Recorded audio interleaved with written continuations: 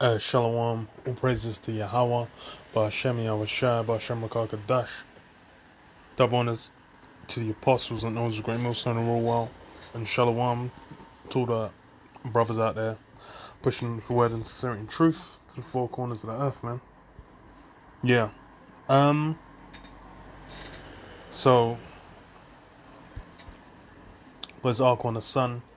It's about, these Maxxine passports, which now they're out in the UK. Which I'm not surprised because, I think New York's got it in the States, but other than that, it's not been pushed out anywhere else as far as I know. But yeah, this one is I believe the whole UK. Could be England. I'm pretty sure it's the whole UK. But okay, I'm sure it'll say. But yeah, considering the UK was the first place to get the the Maxine pushed out. It's not a surprise. It's not a marvel. So it says Freedom Pass, and Freedom Pass. Funny enough, that's a what do you call it? That's like a free bus pass that like elderly people get. So they're kind of it's that marketing.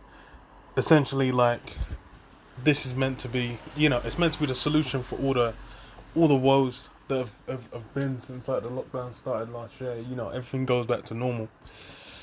And as well, okay. Let me read it first because there's a few things I was thinking about. So it says what Freedom Pass Maxxine Passports launched today in move to open up capacity crowds at Wimbledon and Euros and eventually foreign holidays. Brits can download Maxxine Passports from today as part of plans to unlock capacity crowds at major sporting events and eventually foreign holidays. A new NHS C-Pass has now been made available on mobile phones and allows people to provide proof they've been fully vaccinated. Those who have yet to receive the jab can also upload evidence of a recent negative test or antibodies from having the virus in the past 6 months. The NHS app has been modified to create the groundbreaking new digital documents, which could be used to enter mass events in future. Yeah, so digital documentation, that's really where it's been pushing, where you have you register your details within government systems. And this is something they tried to do this with like digital ID cards. I think it was ID cards in the UK. They tried a few times. I think they tried like twice that I know in recent memory, possibly before then. But it was like back in I think late 2000s, and then again in the 2010s, and it didn't really get passed. So something like this is it's gonna be essentially be used in a similar kind of way. Because once information is collected, it's going to be used in these ways. Because that's just how ESOL gets down. They'll say, oh, it's for health interest, for this, it's for that, it's in your best interest. Then down the line, it's in the elite's best interest. Surprise, surprise. Who could have known? So it says okay, yeah. So it says it will first be deployed at major pilot events, including Wimbledon, tennis championships, and Euro 2020 football games. Yeah, because I think they've had football games open. Actually, no, yeah, they have. And Wimbledon as well, as far as I remember. But yeah, I think they wanted to increase capacity. And, footy man, people are going to jump on it. Especially because they push back opening up like the restrictions, because it was meant to be June 21st, and now they said it's July 18th or 19th, July 18th, or I think it is, when they're looking to reopen it. They push it back by a month,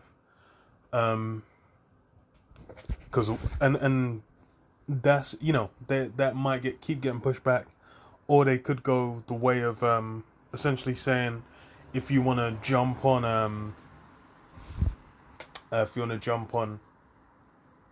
the, what do you call it,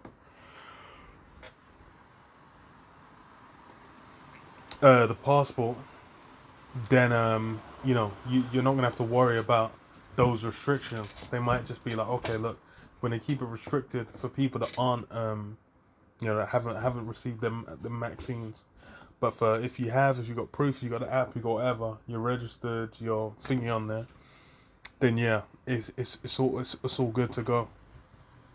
That's what it seems like.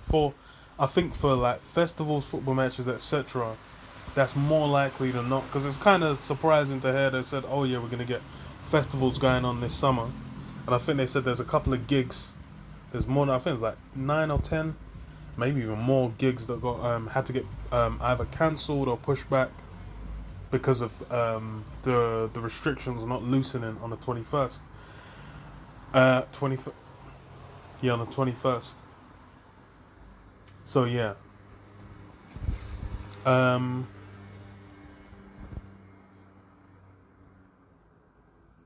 Okay.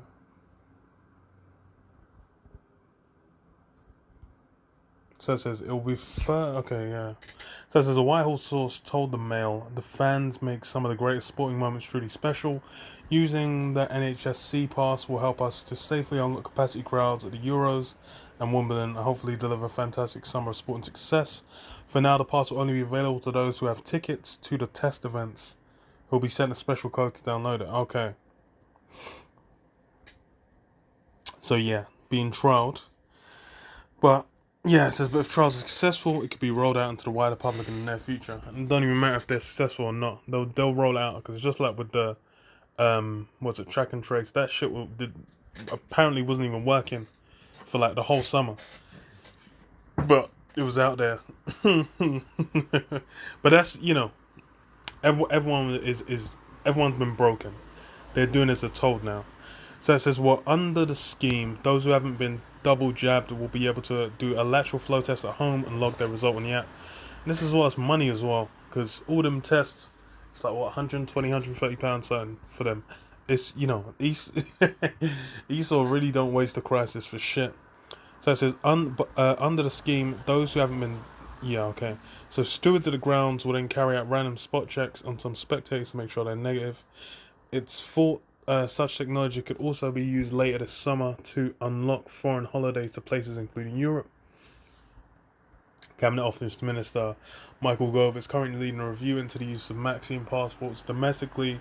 He had been due to report back this week, but now has until mid-July after Freedom Day was pushed back by a month. His understudy has come down against such C-passes on a large scale at home, though they will be needed for international travel.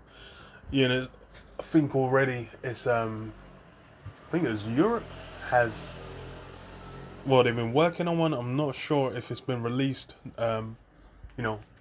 Inter-country moving between different countries in Europe, but I don't think overseas is included yet. Says, as Boris Johnson repeatedly said, people won't need to provide proof of a jab to go to the pub, but it remains a possibility that venues will be able to insist on their guests presenting the Maxxine passport if they wish, which is what he said. He said he's not going to enforce it, but you can choose to do it if you want. And then Tony Blair, is talking about it as well, for whatever reason. But, hey, it's all, it's coming together.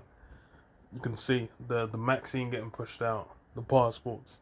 The digital registry of all these things, digital currency, all these avenues, all these routes, all these pathways leading to the mark. Because that's what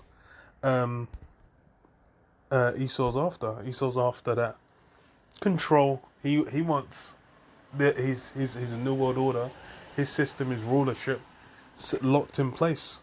We read this, Revelation 12:12. Therefore rejoice, ye heavens, and ye that dwell in them. Woe to the inhabitants of the earth and of the sea.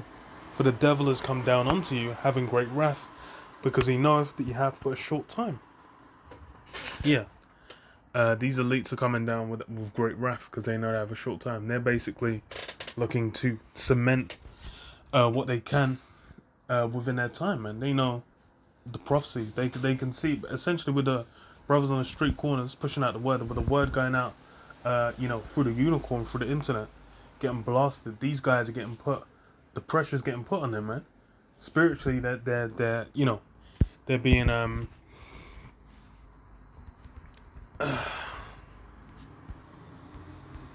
they're being what do you call it? They're being combated against, man. It's war, and they're getting uppercuts, they're getting body blows, they're feeling it. So the onus is on them to be like, yo, they want to get this shit in, and that's why you see these things being pushed out, and the chip's been spoken about, the chip's been mentioned, it's like Neuralink. You haven't really heard anything for the last little while, but it's there. They said before the end of the year, it's halfway through the year. It's June, and they said they're looking to have human trials by the end of the month, end of the year. So that's there. Ephesians 6:12. For we wrestle not against flesh and blood, but against principalities, against powers, against rulers of the darkness of this world, against spiritual wickedness in high places. That's what we're wrestling against. It's that spiritual wickedness in high places, because that's what these elites are doing. These guys are trying to enact plans that go completely against the scriptures. You getting something jabbed and inserted into you, that's completely against the scriptures, man. And that's the foundation of all of Esau's kingdom. Everything he's done, everything he's built has been against the scriptures, averse to the truth. And that's what he's trying to basically replace himself as the Most High, man. And then have him, have his own, have him as a god over this world, and then utilizing his technology and his sword, have everyone else underneath him in as subjects. That's what his desire is, man. Ezekiel 28:2. Son of man, say unto the prince of Tyrus, thus saith the Most High Power, because thine heart is lifted up, and thou hast said, I am a god, I sit in the seat of God, in the midst of the seas, yet thou art a man and not God, though thou set thine heart as a heart of God. Yeah. So that's applying to Esau now. Because why? He's basically trying to set himself as the Most High, man. He's trying to be on the ultimate level, man. That's the thing. This is what happens with, the kings of men. Because you go to Daniel, you go through, even like Daniel 2, where it says about how Nebuchadnezzar was the head of gold. That guy ran away with it, man. This guy was thinking he was like the Most High on the earth, man. Just because he was given the honor of being that golden head, of being that leader, that king at the time, that had power over the whole earth.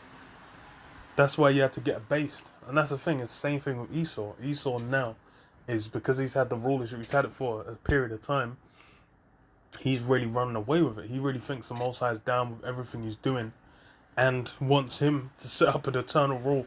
He thinks he's going to have his kingdom of heaven. But right now he's in his kingdom, and right now he's in his heaven. The place to come. Get this,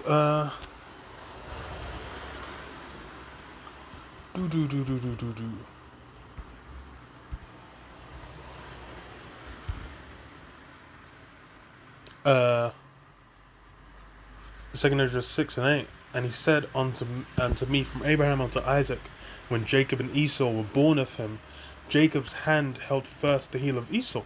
For Esau is the end of the world, and Jacob is the beginning of it that followeth. Yeah. So Esau's the end. That's what his job is to do. His job is to, increase in wickedness, abound in complete and total offness, and bring it to his height, to his apex of where it's ever going to be. And then he's going to have his end come. And what? Jacob's beginning of it to follow. So it's going to be Yahushua coming in and bringing absolute death destruction to this place, bringing an end to it in spectacular fashion that's going to be remembered for all time. And remembered for all time. And then, hey, Esau's going to, Esau's going to be done away with after 1,000 years. And the kingdom of heaven's going to be set up, man. Kingdom of heaven's going to be set up as soon as Yahushua takes some crowns, man. So yeah, this, Esau's gone through the scripture. He's seen brothers out there breaking this down, man. He's seen the prophecies fulfilling. He's like, yo, he knows what he needs to do. So yeah, I'll leave it there. Shalom, Yahweh Shem Yahshua, Shem Makakadash Bakatah.